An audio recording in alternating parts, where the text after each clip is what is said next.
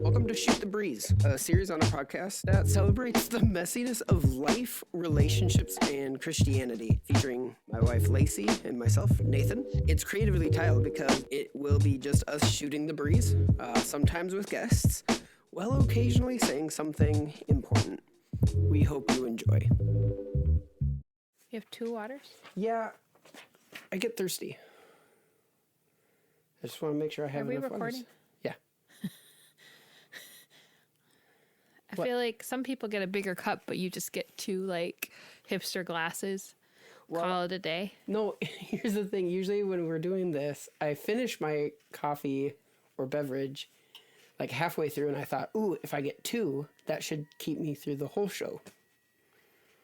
You know? Instead of just 1. Wait, I mean, it's not that long, really. It's an hour. That's 2, obviously 2. It's like 40 minutes. It's 2 cups worth. So you drink a cup in 20 minutes. No, they're hour shows. Hey, welcome to our podcast. My name's Nathan. I'm Lacey. And this is a very special episode of Shoot the Breeze. It's a hunker down one. It is a hunker down one.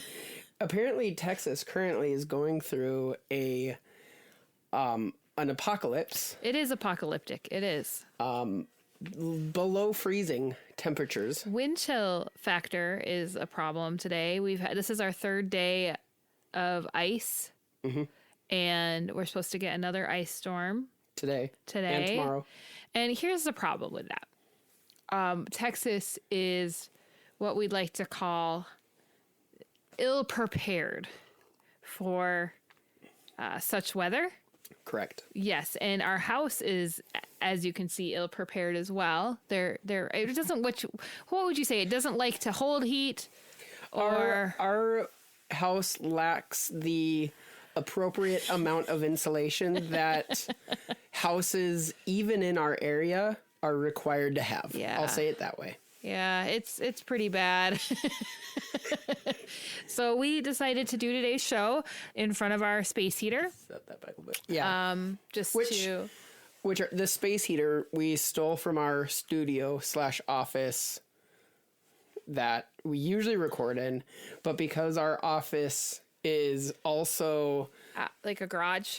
Well, I was gonna say minimal on the insulation factor as well. Mm-hmm. So it's just slightly warmer in our own house than in our office. Yeah, it's true. It's very true. Yeah. So yeah, today's show is we're in our home. We're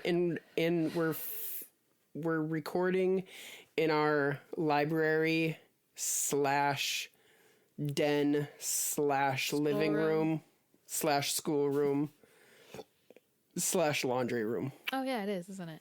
Right there. Yeah, a pantry. / pantry. This is a multi-purpose room. Yeah, for sure. Good. So we're just here. We're just chilling in front of our. Which, you want to know a secret about me? It's not really a secret to you. Yeah, I was gonna say me or the audience. The audience more is my secret is that I love it when things get canceled. Yeah. I love it. Seriously, like, everybody was really sad about quarantine, and honestly, I was sad about, people's sadness, but the greatest thing in the world is when things get canceled and I don't have any responsibilities. I love it. I love it so much because then I don't have to feel bad. Yeah. And I don't have to feel the pressure of having to get things done. I can just feel like, oh, well, it was canceled. It's out of my hands. It's in God's hands now. And I can not worry about it. And I love that. Oh, goodness. Yeah, we had to cancel all of our ministry stuff. Which today. Makes me sad. Like, okay, so hear me out. That makes me sad that we rarely cancel. I don't love the fact that we're not having it, but yeah, the real, like, homebody part of me is like, hey, we canceled. It. Yeah. No, we have a very strict philosophy in ministry that we don't cancel. And the reason we don't cancel is it's like everyone and their neighbor can have a reason why we should cancel. Right. And so it's like, nope, we're going to have it. We've learned that if we just have it, the people that show up will receive ministry, right? So, not about the numbers game. So I literally have to be like on my deathbed And whoever was supposed to take over that night as well has to be on their deathbed for us to cancel. Well, or there could be like this apocalyptic winter storm. Or negative, I was going to say negative temperatures in southern I think the big problem Texas. is the like ice factor. Yeah. It's crazy. Yeah, there's like a major safety issue because, we're from up north. We grew up in the Midwest. We spent 15 years in Alaska. And so we're used to inclement weather. But down here, for safety reasons, they're just not used to it. Also, they don't have the road works needed to care for the... Right. There's no way to clear it. Like once it's down, it's down. Which I do have a kind of I'm having a problem right now. Just do you want to know my problem? Just one? No, I have so many. But this one has been on my mind. Okay. I moved over 4,000 miles. I gave up a lot to never have this kind of weather again. And yet, here I am freezing. Just freezing every moment. I had to pull out my like long sleeve shirt. I don't have to wear long sleeve shirts here. What is up with this? And I am cuddled up in a corner by a space heater. I mean, it really reminds me of my winters in Alaska, actually, where I was so cold all the time. I had to take like a warm shower to warm my core up just to function. Well, you also have been very lethargic, which the cold weather does. It just like shuts you down. I know, it totally does. I feel like you're a robot that has been when it's cold weather out, it drains your batteries and you're like, I do. I freeze. I do. You're absolutely right. Yeah. And I don't want to do anything. I just want to like watch shows and eat food or read books or take warm showers. You know what I mean? Like just leave me alone. Yeah. Yeah. Because I'm cold. Speaking of watching movies. Yeah. We watched one of our favorite movies that we've ever watched. We did. Okay. So I love end of the world movies. They're so fun to me, especially like movies where everything gets wiped out in a single blow, like comet, asteroid kind of stuff. And so we had watched that new movie. I think it was called Greenland. Yeah, Greenland. Yeah, that was a fun one. Yeah, it wasn't bad. I mean, we were debating like, would it be better to just like be sitting on a beach in Florida and be wiped out in one fell swoop, like, whoop, right? You're swimming and then you're done. Or like fight really hard to make it to the survival shelter and then stay there 9 months and then have to rebuild. Nathan and I voted beach. Mm-hmm. So, well, primarily the reason being in a apocalyptic type setting. Yeah, he wouldn't be chosen. I would not be chosen. I have so many machines and medication. I'd be like, guys, you know what? Even if I am chosen, I'm going to go hang out at the beach. We'll see you later. Well, they wouldn't choose you. I'm just saying if I was, I would self-sacrifice. Because, like, I mean, can you imagine, like, the luggage we'd have to bring? Like, the amount of medication. It wouldn't be enough just to rip off a pharmacy. We'd have to find a specialized CF pharmacy. Right. That would not work. Like, none of the scenarios... No. Like, end of the world scenarios work for us. Can I say one thing? What? So the movie we watched had... hold on, I feel like I have to You're clarify. going to say something bad. I feel it in my bones. You're going to say something about a child that's negative, aren't you? Yes. And don't do it. No. What I was going to say is, I have to clarify, is Greenland was not our favorite movie. Like, I didn't mind it. No. I'm saying that wasn't our favorite. No. That's not our journey. Yeah, we're getting to that. that's our journey. We're not there yet. That's the destination. Yeah. So we're watching Greenland, and the child in this movie has diabetes. And I feel like... the parents and the child... You need to be careful here. I feel like the parents and the child literally found out the day before that the kid had diabetes. Yeah, they weren't very prepared. Yeah, exactly. And you judge them for that a little bit? No, I judge a lot of people for a lot of things, and that's just one of them. But it was one of those movies where I was like, I feel like if they didn't make it, it would be fine. Well, the funniest thing to me is Nathan's like, so hardcore judging these people because they leave the meds at, various points. And he's like, who would do that? And I'm like, you do it all the time. I can't even tell you the amount of trips we've taken where my husband has left meds or entire pieces machines of his machine or his entire machine, or like we've had friends have to FedEx stuff overnight. We had an entire trip to Europe where he forgot his vest, which means we hauled this big machine over there for no reason because it was worthless without that one part of the machine. Like just over and over. Literally, we have a checklist that we go through every time we leave, and we've talked about for the last 16 years of writing the checklist down, but as meds change so often, we actually just keep it memorized, which is probably not an effective strategy, but it is the one that we use. I'm humble enough to know that, to admit, I've forgotten my stuff, from time to time. All the time. Like every trip there's one thing. Right. But if I were to get a text that says, this is an emergency, you have 1 hour to get to this location. I would say that you stole someone's phone. That's what I would say. Right, because it wouldn't be your phone. It wouldn't be my phone. But the reason I'm judging them is you would duct tape that medication to your thigh. I mean, that's how, this is the last of our medication for who knows how long. I could literally see you duct taping it into your clothing. That's what I'm saying is, come on, people. You wouldn't just throw it in your car and be like, oh, hopefully we remember to grab it. It's true. That's why I would judge them. Yeah, like with all the, know how people like to be. You have, we all have these friends that are real doomsdayer, bunker kind of planner people. Mm-hmm. And I'm always telling them, I'm like, listen, you have the luxury of being that and having that prepper mindset when we're just kind of the electricity goes out for a few days and Nathan's toast. So yeah, that's not Thankfully, really. I do want to give some props to our friends who have all been very generous and said, listen, you can have our generators, so we have people that love us, but that's what we'd have to rely on. The government's not going to call Nathaniel Steele up and be like, hey, you're one of the chosen because you're so needed.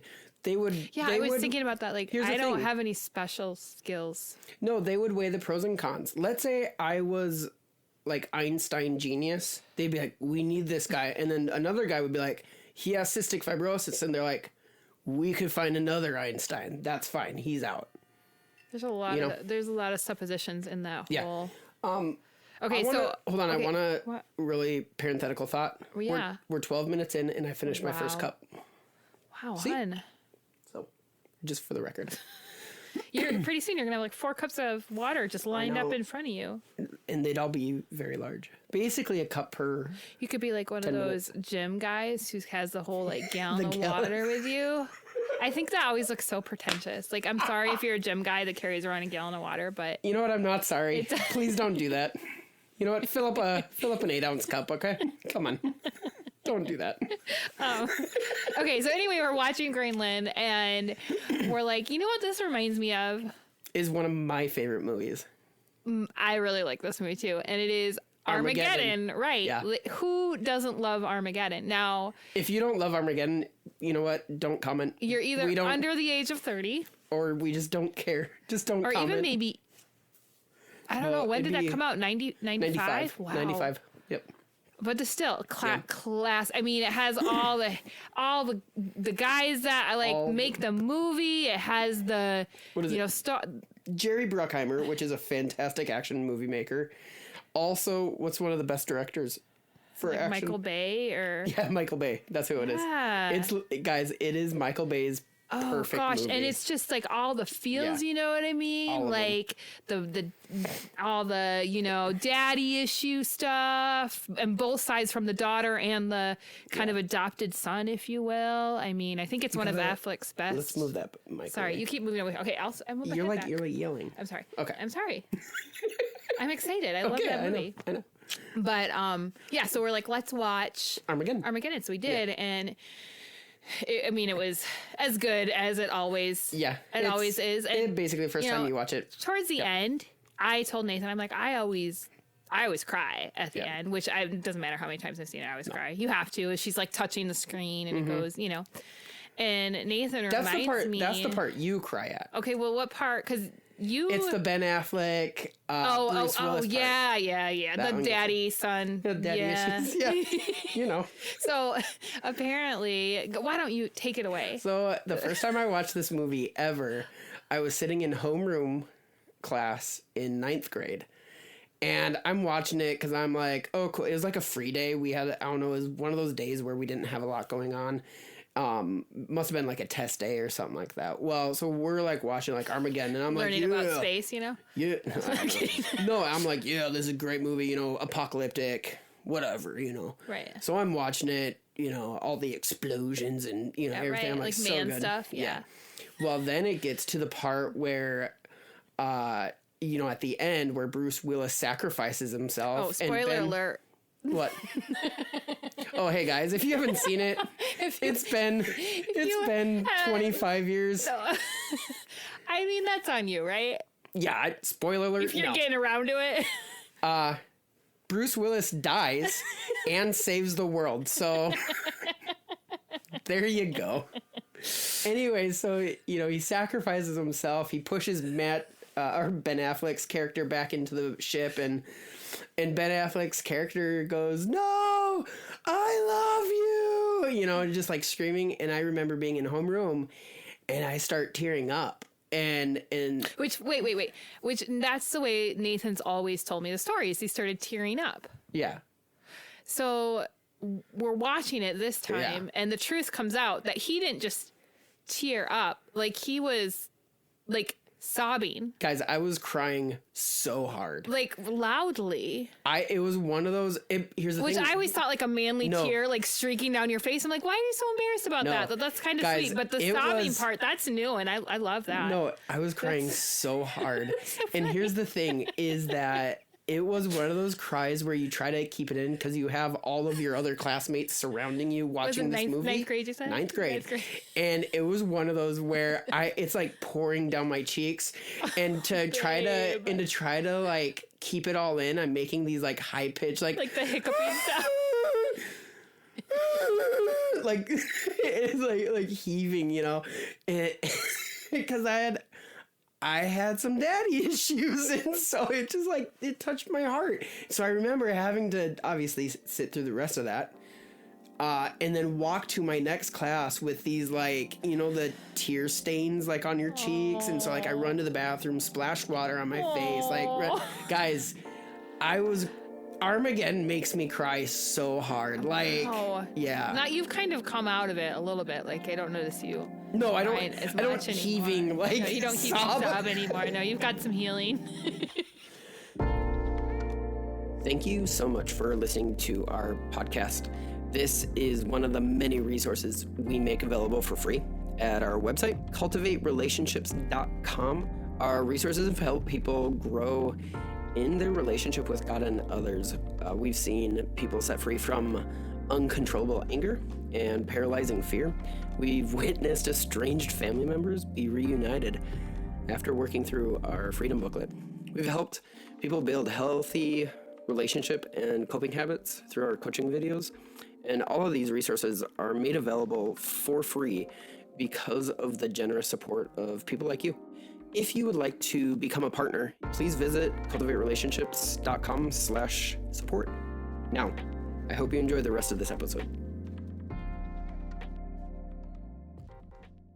Years ago when Sisterhood of the Traveling Pants, you remember that goodness, movie? Yeah, okay, so that one came out, and I was in the theater, and, you know, there's this part that makes you kind of tear up. I cry at movies anyway. I just cry at movies, but I teared up, and I kind of had this weird moment where I got like this hiccup sneezy thing, and it sounded like this like guttural like keen came out of my mouth, like the sob through the whole theater. That's so funny. It was so embarrassing. I mean, it was a sad part, but it wasn't like, you know, my mom just died kind of, but that's what it sounded like coming from me. So I'm so glad that we're on the subject of movies. Yeah. Because this flows right into a whistleblower that I have. No, what is it? On you.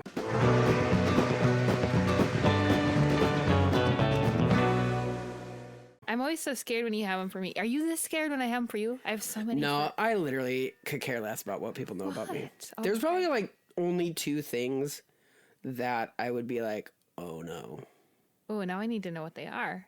I feel like you already know, and you're. I mean, I do, but I just don't know which they are. Yeah, you're respectful enough of me to be like, I'm not gonna probably have to do with up. bodily functions if I had to guess. 100%. And the fact, like, it's okay to be like, that's you know a what? vault, baby. Don't worry. Yeah, no, I got no. your back. Yeah, no, like when it comes to like subjects that I'm a little gun shy on.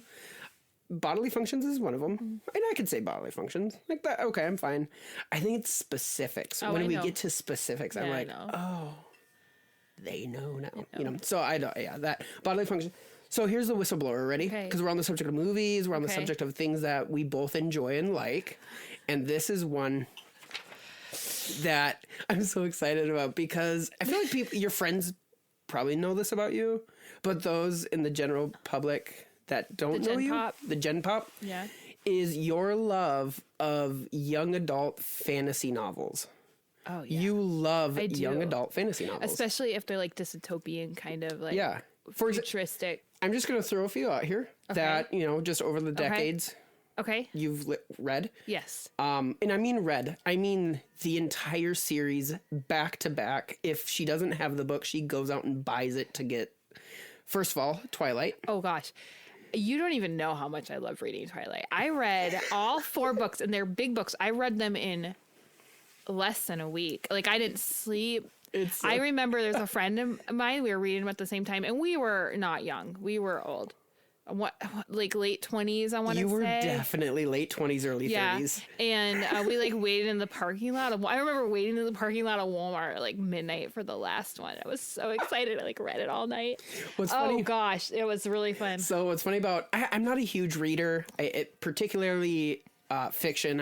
I'm not a fan of fiction books, but what I love is movies. I love movies, and I love the Twilight movies. I'm kind of blowing the whistle on myself. I don't love the movies. I like the books. No, I love the movies. So funny. So much so, me and my friend Scott went to the opening night of, what movie was it?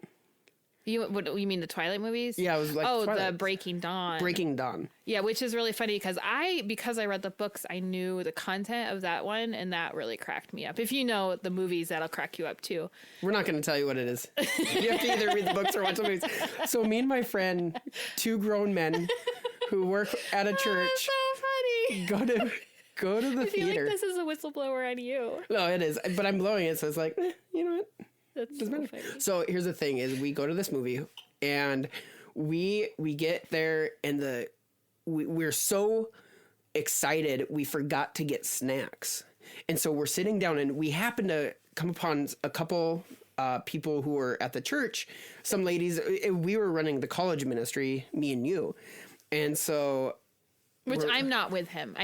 No, there was kind of like. It was really funny because, 2 grown men went to the midnight showing release of this movie. Breaking Dawn.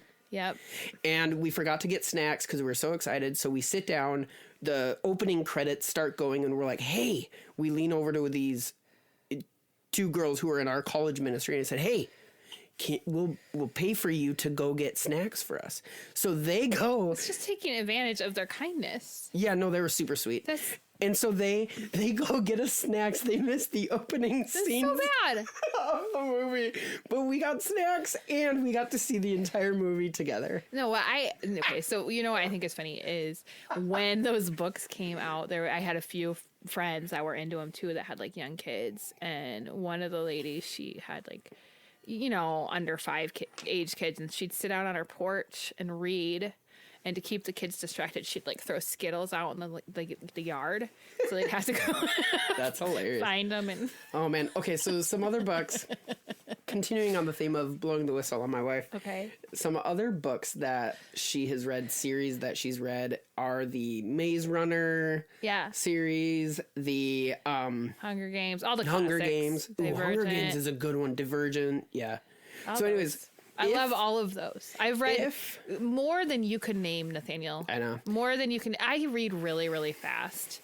And so when I get on a series like that, it's really fun for me. I can like devour the entire series in just a short period. She reads book series like I watch the movies. Yeah, seriously. It is like watching a movie to me. Yeah. but I like reading more. I would just rather watch the movie. So that is a whistle on her. And here, you didn't say why I love the young adult ones, why I like them more. Oh, no, go ahead. You know why? I'll let you. Yeah. Okay. I like them because they always have a bit of romance, but not where you're like, just like, oh my version. Gosh. Like, yeah. Like like. It's not like 50 Shades of Grey. Woo, no, I mean, that's a different level, but even normal, like adult fiction can get kind of risque. A little bit, right? And so I like it that it kind of keeps it, even though I probably wouldn't hand my teenager these books, like my 13-year-old.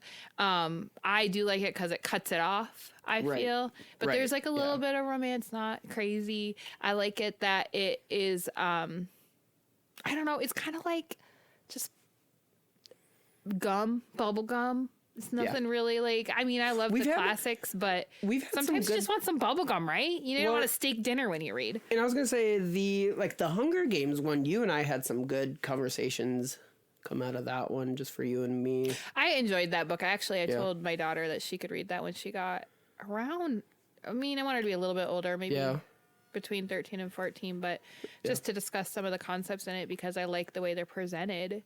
Right. But most of them don't have a lot of value outside of entertainment. Right. But I was going to say, like you're saying, those are generally pretty good because they're less risque. Right. Yeah. So, yeah, there's generally some of those authors, though, that are writing to teens, they make me really mad. But yeah. So I'm going to shift gears. Okay, do it. A little bit, and then we're going to revisit the book subject. Okay. Okay. Didn't we talk a lot about books last podcast, or is that like we talked? Okay, ago? This is interesting. We talked about reading. We didn't talk about specific books, but then we talked about specific books. So we have a back-to-back series, I guess, on books. I didn't realize how. Yeah. Okay, hold on though. That's why we're shifting gears. Okay. Like a parenthetical topic. We're gonna do an agree to disagree.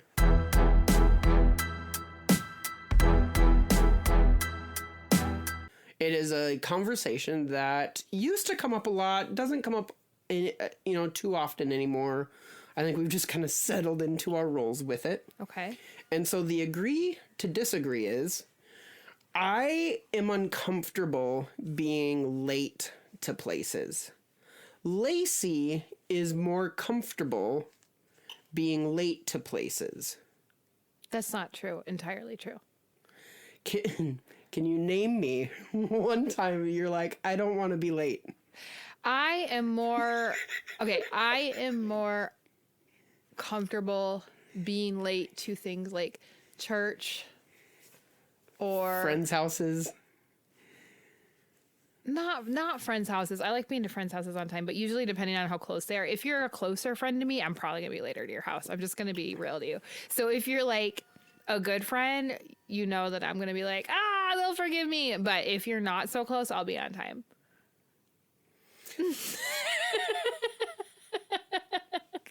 So are there... I know, you can't really unpack that one. Are there any other times that you're like, no, which people might read into that. They may be like, oh no, she was in my house on time.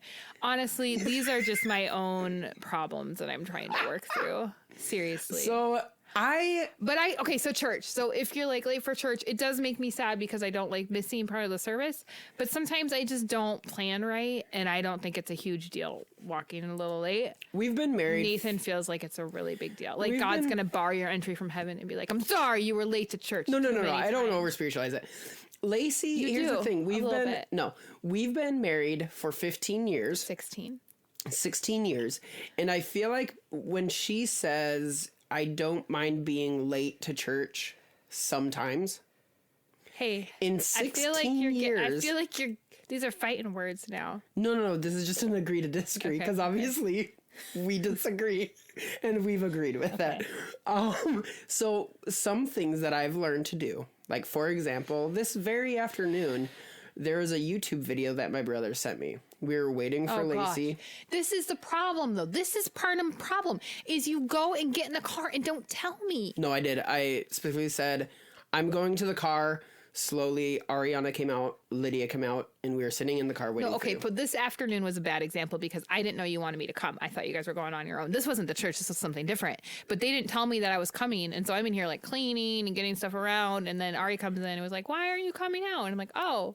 When 3 out of 4 people believe you're coming. Well, I didn't know that I was. You got to tell the person. But what Nathan used to do, hold on.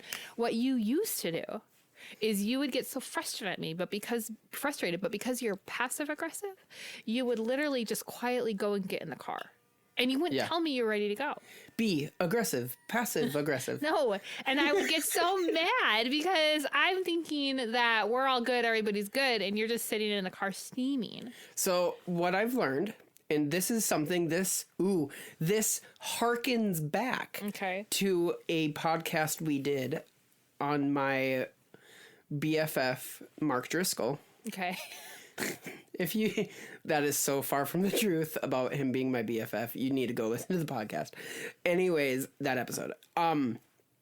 He said, because him and his wife had this issue. Okay.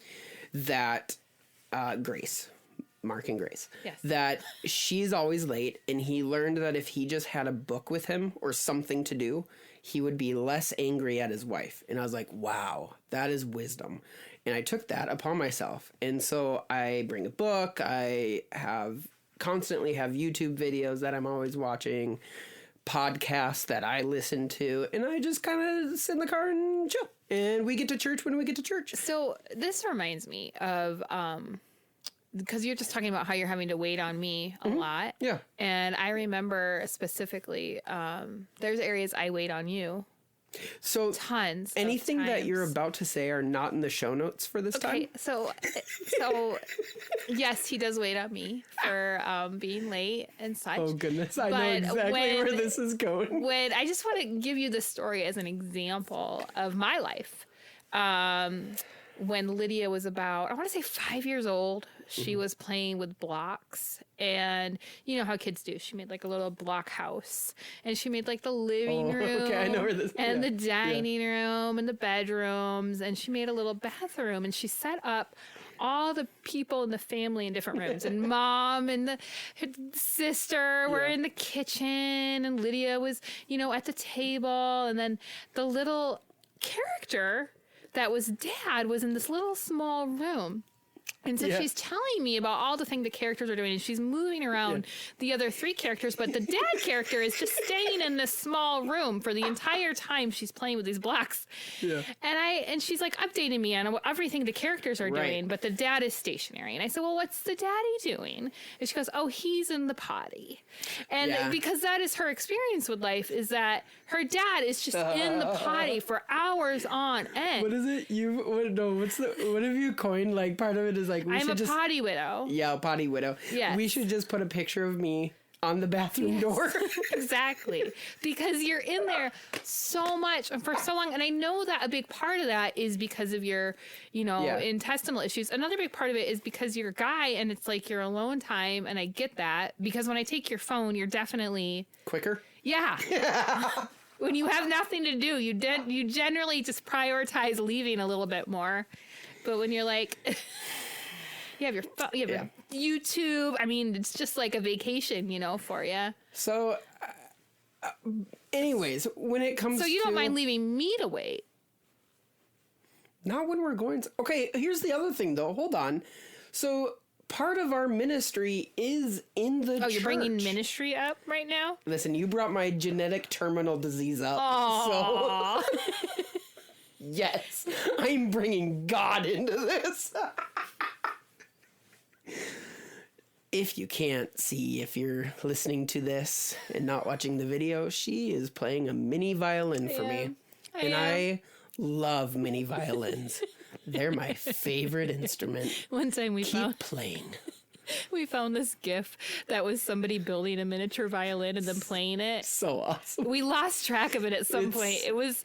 If you ever get a hold of that GIF, send it to us because it's our favorite. It's one of the most oh gosh, we just send it back and forth to each other constantly. Yeah, it's like one of the most demeaning GIFs.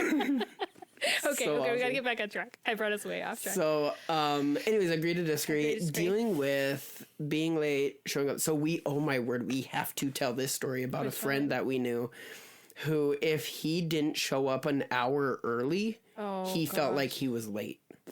And so we would have to lie to him. We would tell his wife the truth, but we would lie to him when we wanted him to come over. Because I just couldn't get it done. Like, it didn't give me enough margin to get dinner done and get everything done for them to come over. But it was really funny because it drove his wife insane too. But it was just, he couldn't fathom the idea of being on time. Being on time Right. was late. And so much so that he told us this story when he got a new job and he hadn't been given the key yet. He broke in to one of the windows. Like, he didn't break it. The window was open, but he kind of opened it. And No, he picked the key lock. to get in. I think he got in through the window. Either way, he broke into his own place of employment so he could go to work an hour early. That's pretty impressive. If you're listening to this, you know who You know who you are. You know. Anyways, so this, it's so funny though. People get so passionate about being late or being early. Like it's something that people get passionate about. Well, Ariana keeps me on goodness. time because she's always, I mean, she's the kind of person, our 10-year-old, they'll be like, we only have 3 hours to get there. And it's like maybe a 10-minute drive. Yeah. So she definitely is a be early kind of a girl. Just yesterday, she was going to walk over to a friend's, which literally the friend lives A few doors down. a few doors down, and she was leaving like 50 minutes early. Yeah. She's like, I gotta get there, and we're like, Ari, it's it's an hour before. I actually have a weekend rule about how early she can knock on doors because she would be there at 6 a.m. She would easily. She would. Yeah. Okay. Do you think that heater sound is going to be in the? Probably. Okay, so if you're hearing a nice like tonal sound, like we're kind of like an orchestra warming up, that is actually the heater. the heater. So okay, I have a couple topics.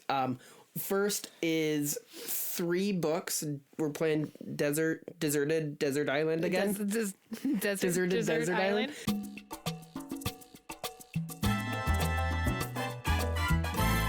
I think the last time we did this, we did movies, but this time it's the top 3 books that you would bring.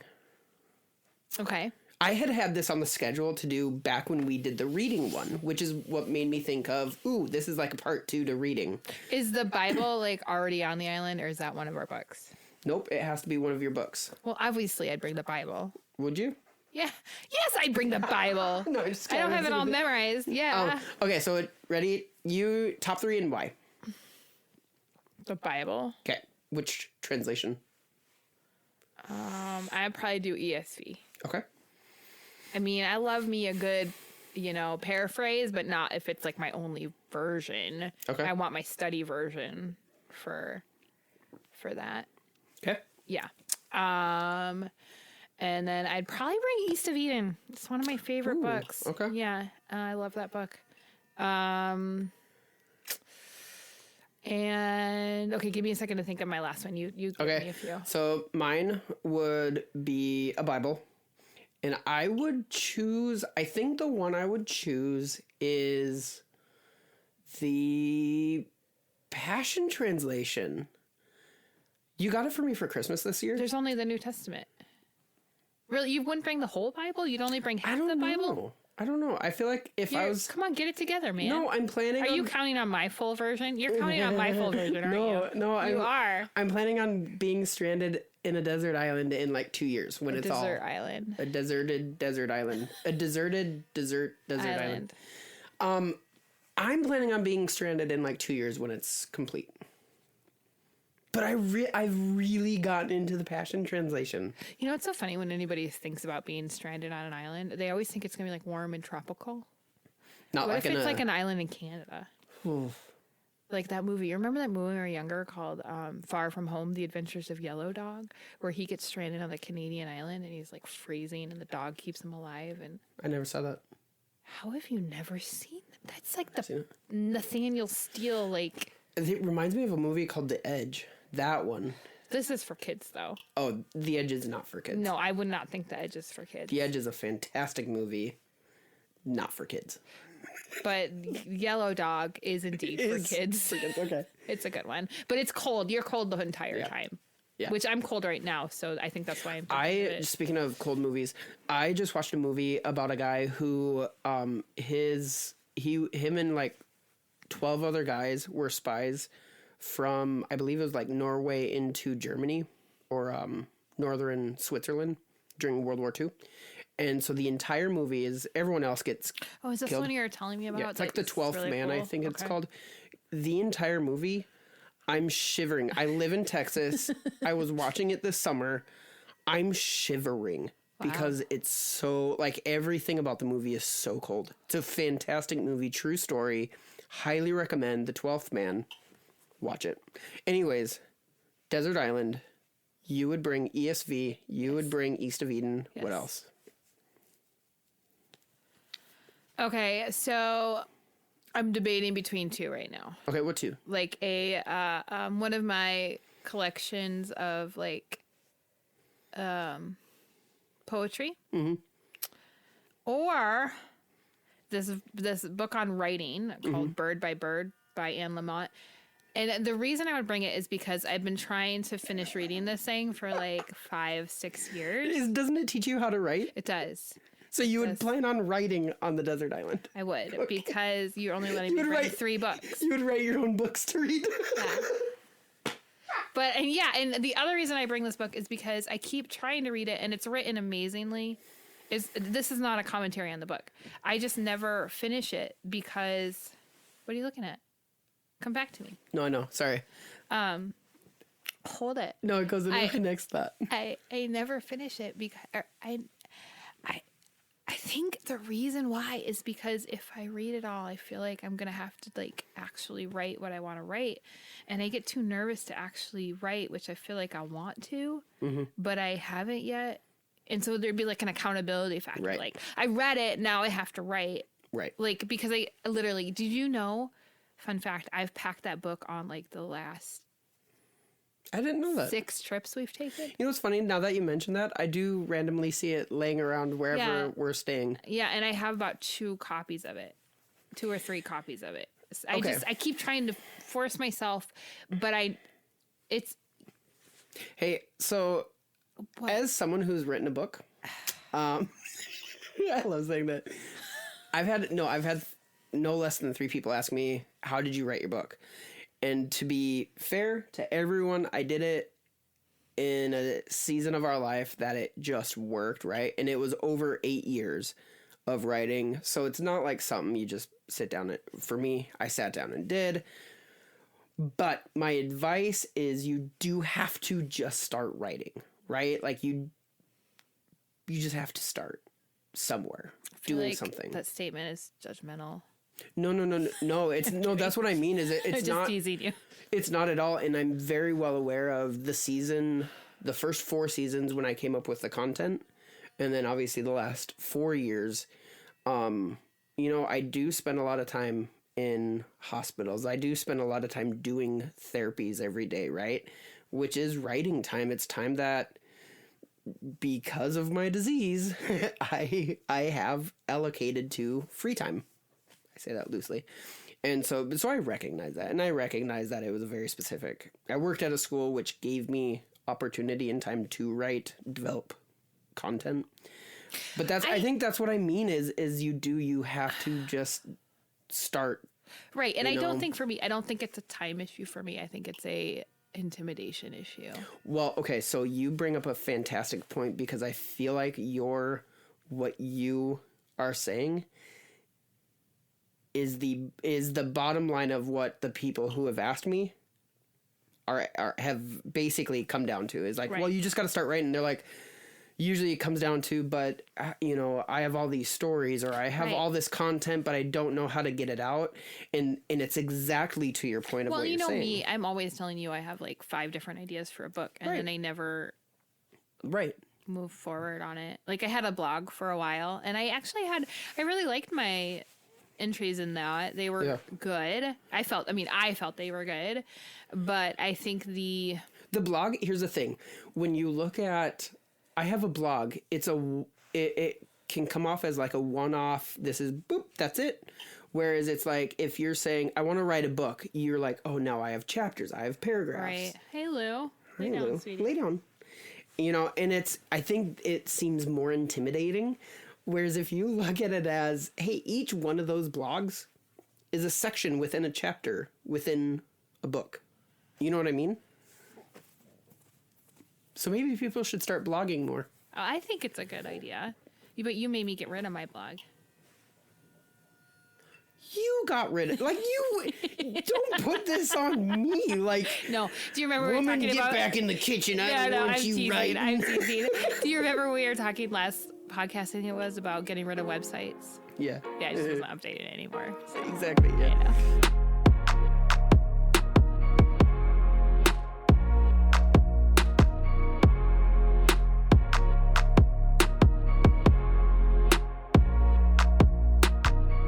Books that you would bring, you said, okay, you have that, Yeah. you said ESV Bible, Right.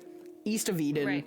and probably Bird by Bird. Yeah, because I gotta finish it, man. Great. Like, I gotta do that. If I And you have a desert never island. write anything else in my life, I at least gotta finish reading that book. Yeah, you have a desert island, you have time. Mine is Passion Translation. Interestingly enough, guys, and I told Lacey this earlier, if I was stranded on a desert island, I would probably bring my book on love. Because You're so funny. it's not That's because... hilarious to me. No, but it's not because... I'm totally making fun of you right now. I know. It's not because I think I'm such a great writer. It's because I immediately recognize that...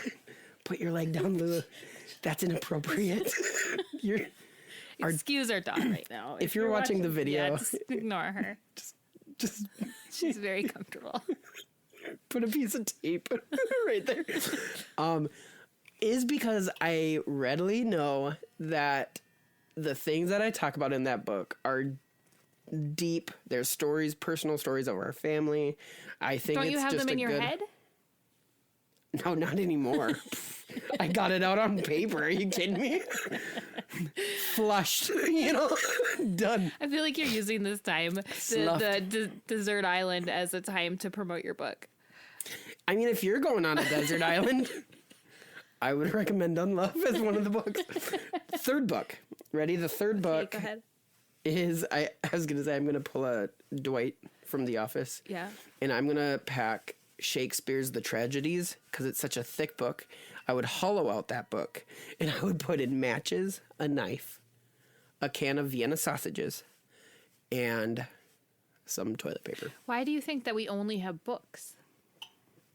This is not like saying you don't have those other supplies. It's just saying if you have books. So you're saying of your 3 books, you'd only bring 2, one of which you wrote, and one which is half the Bible. I feel like you're making it sound like a negative thing. No, I'm just kidding about the tragedies. I just saw it on our bookshelf, and it's a thick. It's like 3-4 inches thick. Is this your first time you've seen Shakespeare? It's the first time I've seen all the tragedies in one book. It's incredible. Okay, so seriously though, I would probably bring, because I do love nonfiction, I would probably bring the...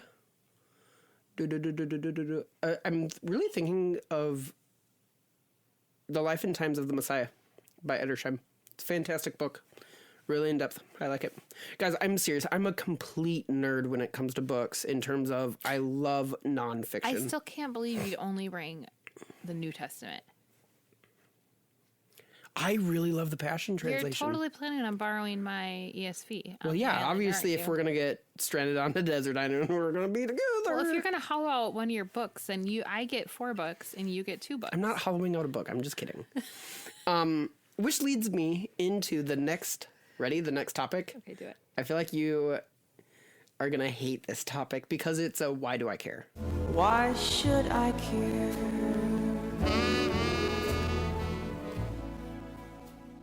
I want to pose it to you because I have my own answer, but I'm really curious as to what your answer would be. Bible translations. Why should someone care? You can't fall asleep on this subject. You have to engage. This is mostly a audio podcast. You have to engage. You can't just fall asleep and let me do the I'm not going to talking. fall asleep. I did see that on our sheet, I know, and I was thinking Nathan can handle this one. No, I'm really curious as to your view Take of it, on- and then I can chime in. I want to know what your thoughts are.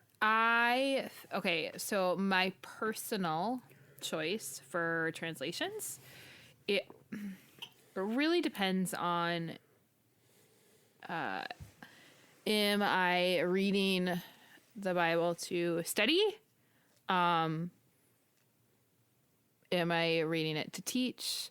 Am I reading it to get a new perspective, or not a new, but like just kind of look at it in a different way? Or if I don't understand it, I'll grab a different translation. Like if a verse, I'm just not really getting it, I tend to grab a few different translations because that helps me get a better idea of What's being communicated? Right, the intent of the passage. Yeah. Personally, I really love the Amplified. I'm a wordy person, so I love the Amplified for study and for teaching. I try not to use it when I'm speaking because people fall asleep in the middle. Right. But if I'm trying to like research myself, I'll use Right. Amplified.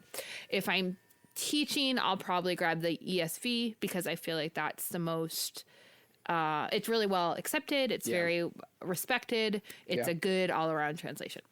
My personal devotion time, I've been in a phase where I've really been loving some of the paraphrases, just like Passion or Message or New Living Translation is one of my New favorites. Living. I love that.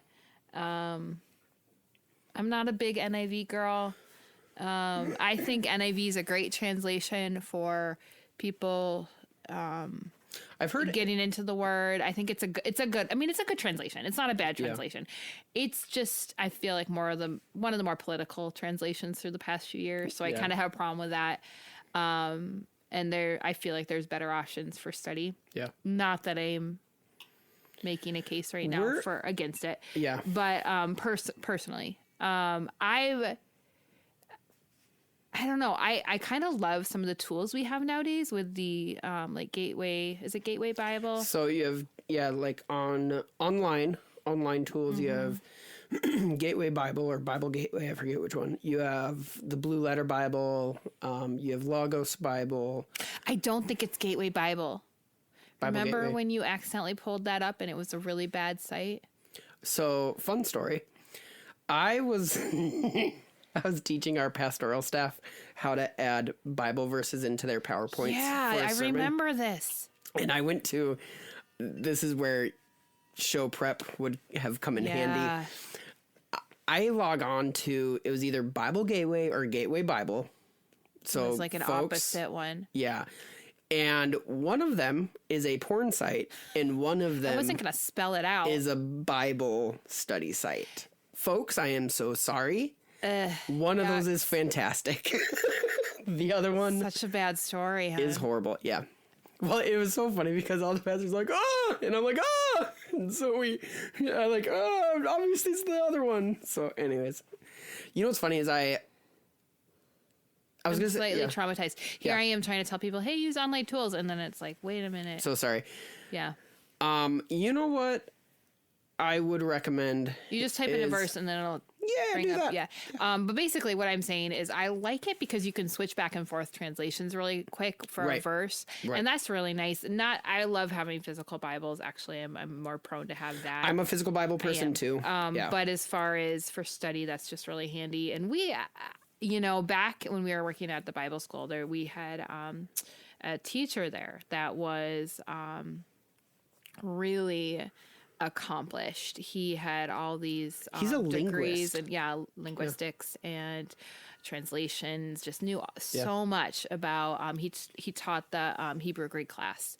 And one of the things he always said is the very best way to get into the meaning of a verse or a word in scripture is use a dictionary, because there's a reason why the translators pick that word.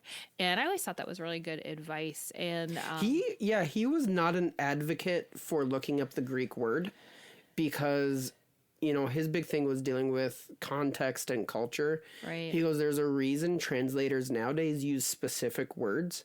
And he said, get a thesaurus, get a dictionary, find out why they use that word and other translations. He advocated reading other translations to give a well-rounded view of how that word could be used. Right. Which, I mean, yeah, it's fun if you're taking a Hebrew Greek class and you're kind of getting into that. But I think just as your, you know, average Joe, which I would consider myself more of like... Yeah, we're average Joes. Don't... I mean, we've both taken classes in that years ago, but like the Hebrew, that was one of your favorite classes, wasn't it? The Hebrew Greek class. Yeah. But just like in your normal study, you know, grabbing a different translation or looking up the meaning of a word. But all that to say, I think versions of the Bible are, the question was what do I like to use and why do I think it's important? Yeah, why are translations important, or the subject of translations, you know, and I think oftentimes, you know, there's Christians who have advocated for only using one translation or another. And you and I tend to fall on the other side of that argument where it's like, hey, the more translations you can get your hands on, good translations, whether they're paraphrase or word for word, you just get a far more well-rounded view of what God is communicating if you use multiple translations. I think some people choose translations too based on what is comfortable and familiar to them. Like if they were younger and they'd always heard the Bible in King James or New King James, that's a real comfort level there. Or most of my verses actually were memorized in NIV. That's just what, when I was doing a lot of verse memorization, that's what I memorized in. So it is interesting what you're drawn to. Yeah. And and I was going to say that's personality based. Like, don't feel bad if you're like, hey, I really get a lot out of paraphrase. Or, man, maybe you're incredibly analytical and you're like, I love the New American Standard Bible. I love these, you know, really, I call them Yoda Bibles because I had New American Standard for a really long time. Remember it was like a Joyce Meyer, that inductive. No, not Joyce Meyer. It's the K. Andrews. K. Andrews. It was that inductive study. Yeah, that was a great Bible. Yeah. Because that method, inductive study, is probably my favorite. Yeah. Okay. See, now you're getting passionate about it. Yeah. Okay, this is my secret. Yeah. I actually am really passionate about this. Yeah. I like the inductive method. Some of the symbols, I feel I didn't do that part of it. I feel like you can kind of pick and choose with that method what's going to really work for you, because by the time she has you doing all the symbols and the highlighting and that gets a little bit too much for me. Some people love that, but I think there's really easy concepts that you can apply on a regular basis as you study the word. All that to say, I think that translations, and there's a reason why they keep coming out with new translations. Right. It's because culture keeps changing and our use of the language keeps changing. Does that mean that we're changing the meaning of the Bible? No, we're trying to communicate the truth in a modern way. Right. Yeah. And I think that's where translations come under fire is especially new ones. Right. I mean, some of the most accepted ones today, the King James Bible, was incredibly controversial when it was published. Isn't that funny? Yeah. And so that's what the idea of translations being controversial is not new. It's not. You know, it used to be written in Latin. Then when it was translated into German, that is heresy. You know, all of those things. I think that's where we have to have grace for translators, right? And going, hey, they're attempting to communicate God's truth in a culturally relevant way. Right. Not changing truth, communicating truth in a culturally relevant way. Right. One of the biggest, for me personally, advocacies for multiple translations is Jesus. Jesus quoted so many different versions of what was then the Bible, the Old Testament. He quoted the Greek version, the Septuagint. He quoted the Targums, which I would, put those in light of like a Message or Passion Translation. He quoted other versions, the Aramaic versions of the Bible.